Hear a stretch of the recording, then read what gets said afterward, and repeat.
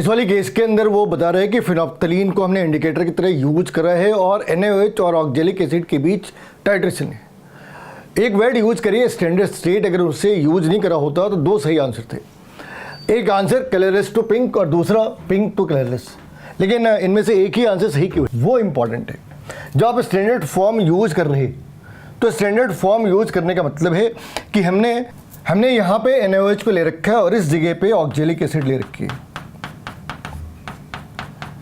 और oxalic acid खुद क्या है, कोई भी organic acid sir, organic acids अगर तुमने ली तो वो कलरलेस होती है जब तक कोई इम्प्योरिटी ना हो। अगर कोई इम्प्योरिटी ना हो तो वो सारी चीज़ें कलरलेस होती है। अब यहाँ पे हमने इस चीज़ का ध्यान रखना है कि ये फिनोप्थलीन इसमें डाल रखी है, लेकिन यहाँ पे इस बात को इंडिकेट करने के लिए कि फिनोप्थलीन किस वाली जगह पे कलरलेस हो सकता है। तो स्टार्ट में अगर हमने मीडियम एसिडिक रखी तो वो कलरलेस है। अगर हमने मीडियम बहुत ज़्यादा बेसिक कर दी वापस वो कलरलेस है। वो बस बीच वाली पार्ट के अंदर कलर्ड होते हैं। अब तुम ये डिबेट कर सकते हैं कि इसने कहाँ पे लिखा है कि बीच वाली पार्ट के अंदर ही लिखा होना चाहिए। आंसर है वर्ड यूज करी है इक्विवेलेंस पॉइंट। वर्ड यूज करा ना, इस वर्ड ने एंडोर्स करा कि इसकी जो pH है वो 8.5 से 10 रफली, इसके बीच की बात करो।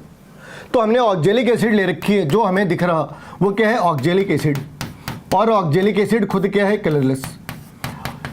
यहाँ पे इस बात का ध्यान रखना जरूरी है कि इंडिकेटर हमने ऐड कर रखी है, लेकिन इंडिकेटर जो है वो एसिडिक मीडियम के अंदर खुद भी कलरलेस है। और जब हम इस वाली पॉइंट पे पहुँचते हैं तो वो पिंक हो जाता।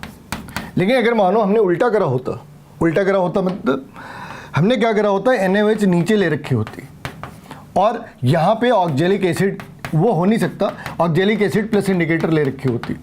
तो ये मीडियम बेसिक है ना, तो जैसे ही इसके कांटेक्ट में आता वो पिंक हो जाता और इक्विवेलेंस पॉइंट पे वो कलरलेस हो जाती।